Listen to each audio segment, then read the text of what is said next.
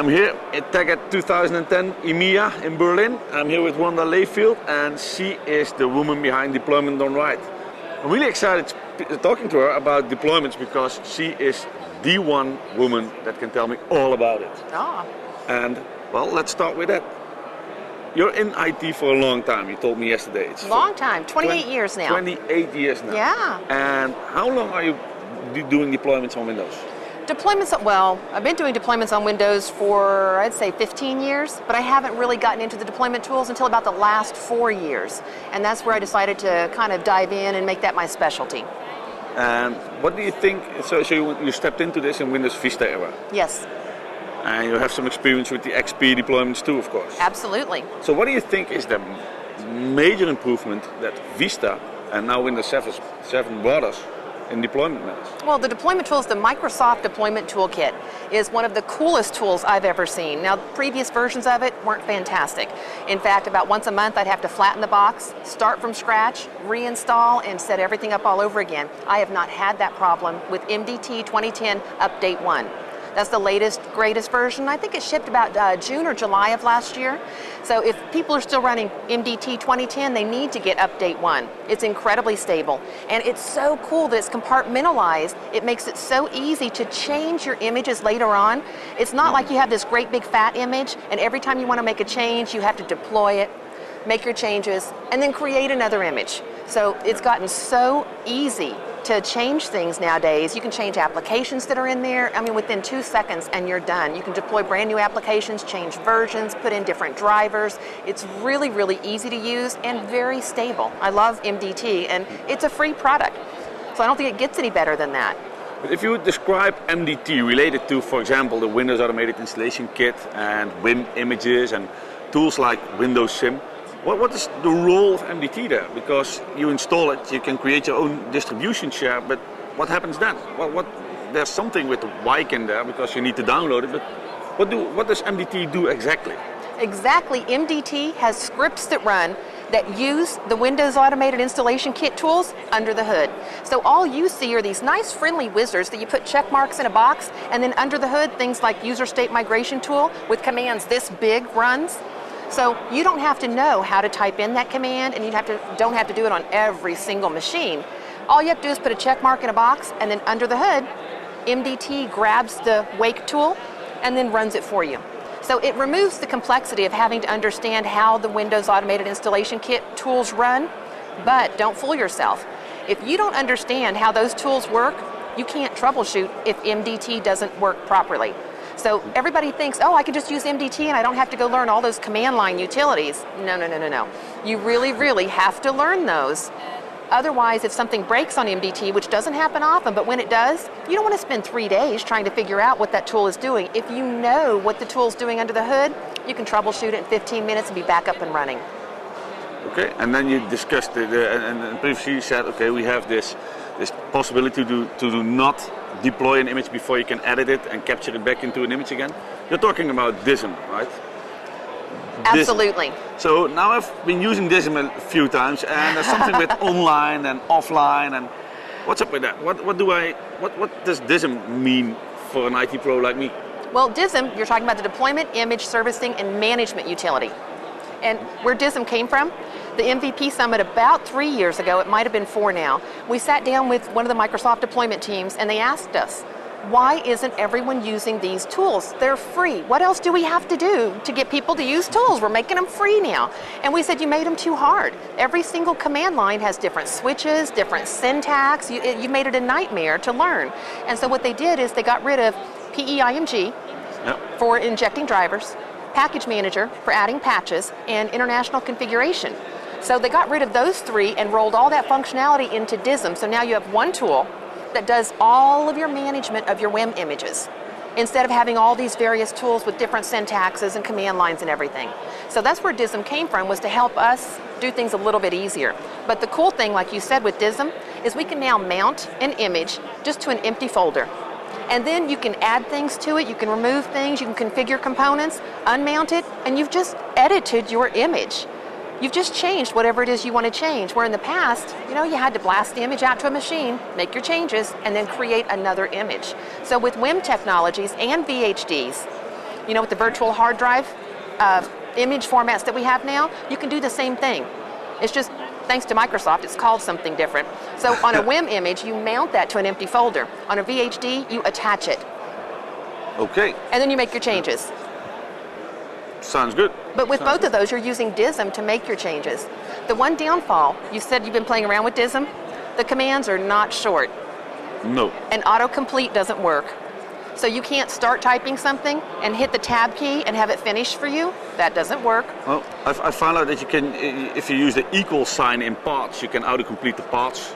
You know, that's one of the things I found out, so that saves me a lot of time. Yeah. But still, I always forget about which command does exactly what. And for example, sometimes they look a little bit like PowerShell commands. Yes, a little bit. But not really. So that makes things a little bit difficult. But on the other hand, under the hood, MDT uses PowerShell, right? Absolutely. And so PowerShell is connecting to DISM to do the DISM command. Yes, it is. That's so correct. There must be something that would make that work. Well, and you know, you can see those PowerShell commands inside the MDT's deployment workbench.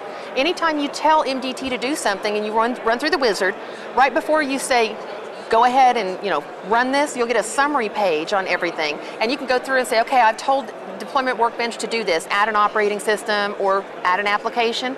There's a view script button. And you can click on that view script button, and that's the PowerShell command that's going to run when you're done. So if you want to automate processes, you can set this up, copy and paste those script lines into one document, give it a PS1 extension, and set it up so that PowerShell commands can run on that machine. And within 15 minutes, you can have a PowerShell script running, and you don't have to know anything about PowerShell.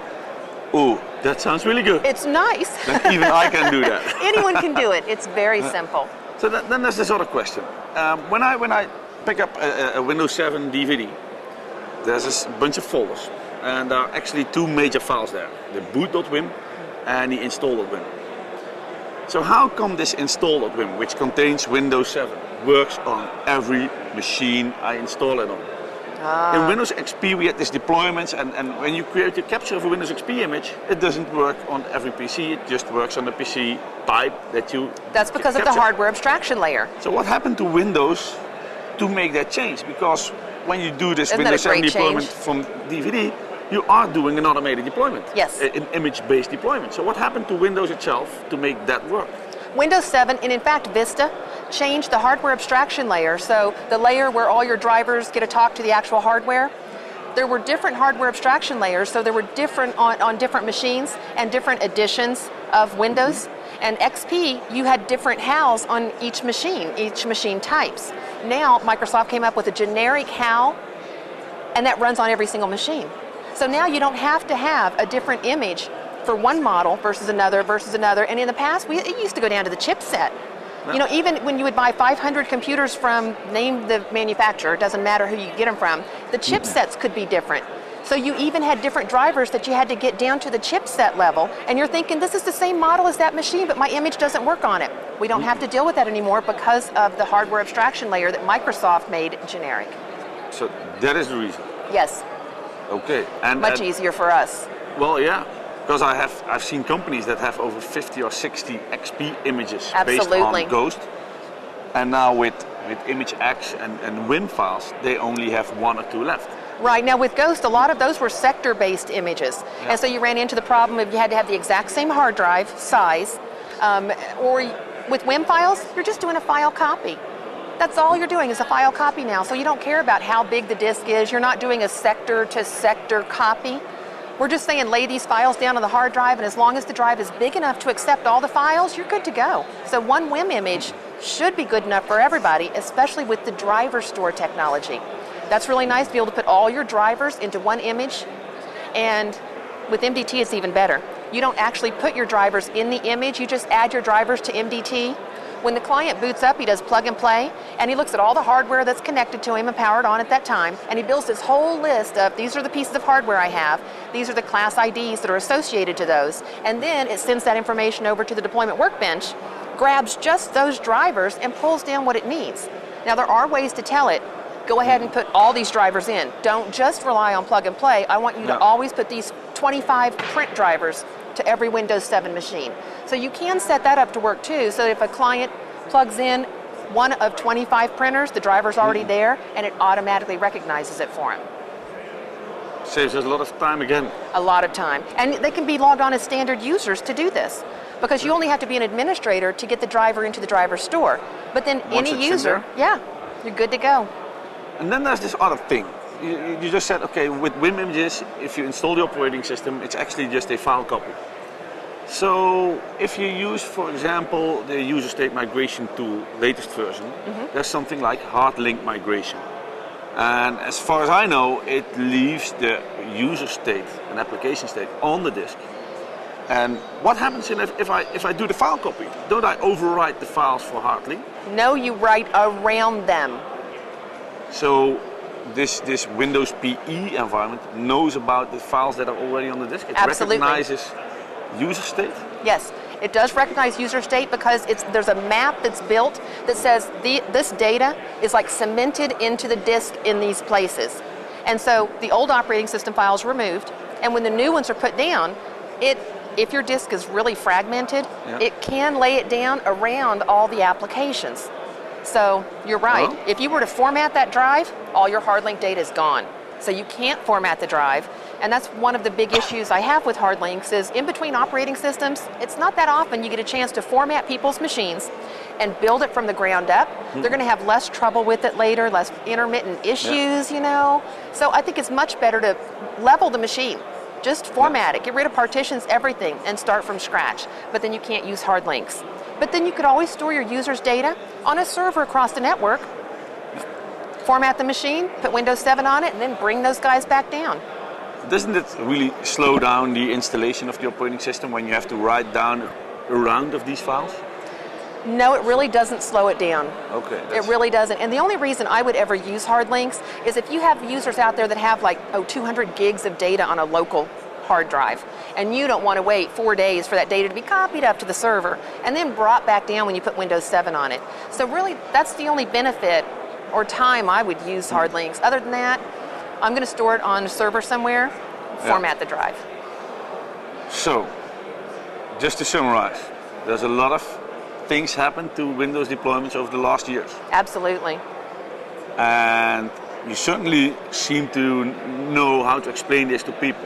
Is there something we can do to get more information on this? Absolutely. Is there something that we can see or go through, so some place to go to on the internet to watch that information? You know what? There's plenty of places, and I'll give a shout out to a couple websites that I go to all the time myself.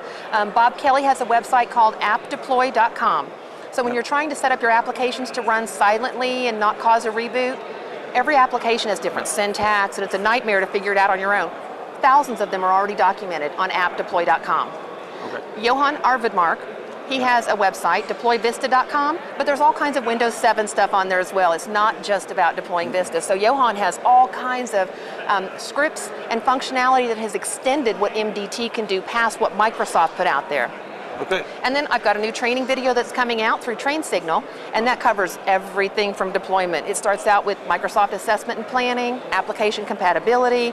I explain each WAIK tool, demo every single tool.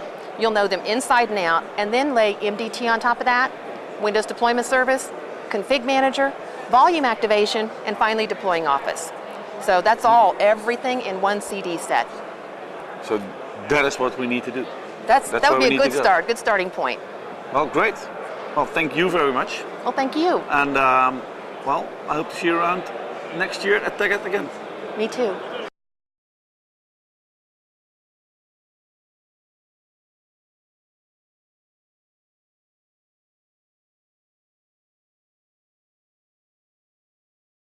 This is hi to the UK, you guys back in Manchester, having a good time here in TechEd. Hola España, bienvenidos al TechEd. Bonjour la France, bienvenue au TechEd. مرحبا السعودية، والله حنتوش من الشرق السابق. Hallo Deutschland, willkommen zur TechEd in Berlin. Kate's a partner in Gregory Consulting. She's our guru in C++, Visual Basic. She founded her own user group in Canada. and well, she's just a nerdy girl. That's what I am, a nerdy girl. And within the next 10 minutes, we're going to talk about cool features in Visual Studio 2010, Windows 7 deployment on the client side, and your vision on cloud computing. Sure. Okay, tell us something about Visual Studio 2010 that you want to share with us. Well, I think the big difference for me with 2010 is the extendability. Really, you can make Visual Studio your own. So we've all, at least I have, you change your fonts around, you move a couple windows around, things like that. But with the discoverability of extensions, because you can just go Tools, Extension Manager, and just start searching the gallery, you can find all these other extensions that, find spelling mistakes in your comments, or change the way that things are presented to you. You can actually embed pictures in amongst your code, that kind of thing. And installing an extension these days is just a matter of clicking the V6 file, and it gets installed into the right place. You don't have to know the secret magic folder where you're supposed to copy this, Saves a lot of time. It saves a lot of time. Yeah. It's very discoverable. And just small things. I use an extension called Presentation Zoom. You can zoom in and out on a code window now instead of changing your font, but each window is independently zoomed. But if I'm giving a presentation, I want to zoom every window to about 150%. So this little extension, that's all it does. It's very, very granular, very tiny thing.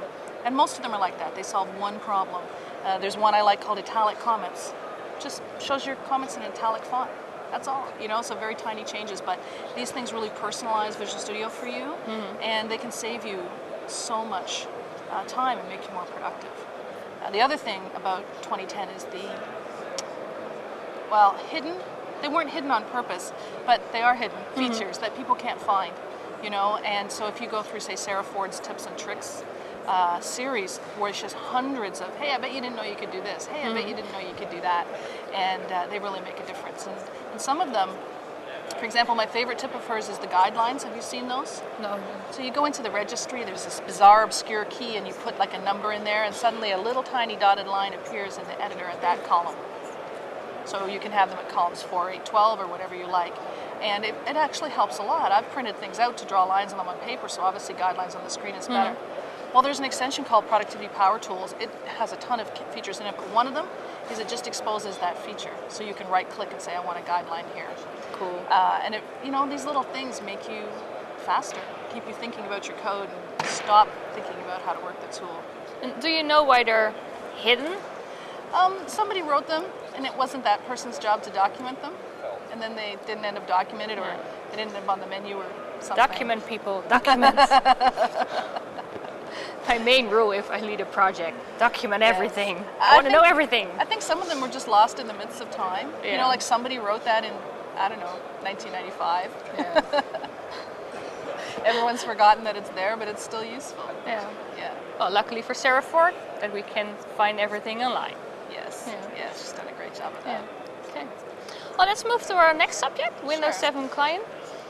I'm a client development person, I have been for a really long time. I mean, I do web work, but I still write Windows applications, and it sometimes feels like I'm one of the last people writing Windows applications, but they still have, a big role, especially for some of the stuff I write. It needs to talk, for example, to local devices, to a scanner or to a particular printer with great control. Some people have to talk to fingerprint readers, to a GPS, to a light sensor, accelerometer if you're writing for the phone. So that conversation with the hardware you're running on, that's a client application. Yeah. And people are still going to continue to write those. They may use the same tools and languages that they've used to write web apps, so they may feel they're still writing a web app. That's great. I'm in favor of that. But I think client, it's always going to matter to a set. Not if I want to order plane tickets on the internet, that's fine. Yeah. But there's still going to be times when I need to write a client application, and I'm really liking what happens to those apps on Windows 7 in terms of productivity, comfort, ease of use. I find Windows 7 is a very thoughtful operating system. It uses less power, it nags the users less, it interrupts less. And I'm trying to encourage people who write Windows apps. I say, if you have a Windows app, it should be a Windows 7 app. Like, fit in, have a jump list, stop polling for things, get notified. Windows 7 will notify you on stuff, so you don't have to poll all the time. And so I have 2 sessions at TechEd Europe on Windows 7 programming. So there's still some people who are interested in client development for sure. And what's the main thing you want to give your audience? Just do stop at the beginning of a project to think about architecture. Don't assume you're going to write a website. Yeah. Think about whether people would actually be better served with something that ran locally. Yeah. Architect it. Okay. Well, the main topic here on TechEd EMEA is cloud computing. Yes. And I know you have something to say about that. I do. You know, in the summer of this year, I was like, cloud, you know, that's for those really big companies. It's for apps that are already on 50 servers. Yeah, I thought so too. Yeah. And then from PDC and then from what we've already heard so far here, I'm like, oh, okay, now this is going to be fun. Because now I have apps that I'm going to move. I have, for example, some apps that aren't even web apps or aren't exclusively web apps, but I can still move their backends into SQL Azure, the Windows Services parts into a worker role, and I can start to think about moving all of that out. They don't need 50 servers, they're not even filling one, but we have new roles now in the extra small instance and the VM role and things like that. So I'm waiting on a few things. I really need reporting services, so I have to wait for that. But as soon as those things are probably even in CTP, I'm going to be all over that. So that's a big change for me because I'd been like, cloud. But now I'm like, yes, I can play too. So it's good. Yeah, I had the same thing. I had a presentation at a client I was working for last year, and they're all Azure this and Azure that. I was like, Azure what? I don't care about Azure. Right. And this year, I'm starting my 3rd company, and it's all in the cloud, It's and all I'm in the cloud. loving Azure. I was like, oh, what was I thinking last year? It's so great. And Yes. even especially for a startup, it's like, I mean, you have everything. You don't have to make that investment. No. I have a client, we wrote them a Windows app with a web component and there's a database component, and they really don't like managing that server. Then they want me to manage their server, but I'm a developer. I don't pretend to be a sysadmin. That's a skilled job that I'm not able, you know, to just, I know that, I can write code. So I don't want to do it either. And so nobody wants to do it. When we move that into the cloud, nobody has to do it. No. So we're going to be a lot happier. Yeah. Okay, thank you for you. this interview, and I hope everything with your session goes very well. Thank you. And hope to see you next year. Absolutely.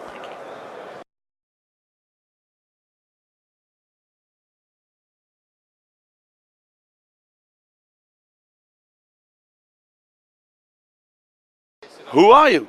I'm deze from OGD, the Netherlands. From the Netherlands. We are from the Netherlands too. I know. So how was your stay at TechEd this week? Fine, very interesting. Met a lot of people and attended interesting sessions. Yeah, like what?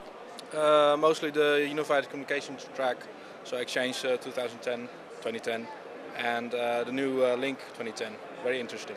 Anything that's really important, new stuff that you heard this week? Well, Auerbach is in Link 2010. That was interesting for me because it's also in Exchange 2010. So a lot of familiar stuff. And well, Windows Phone, Windows Phone 7, new features and integration with Exchange. Interesting stuff.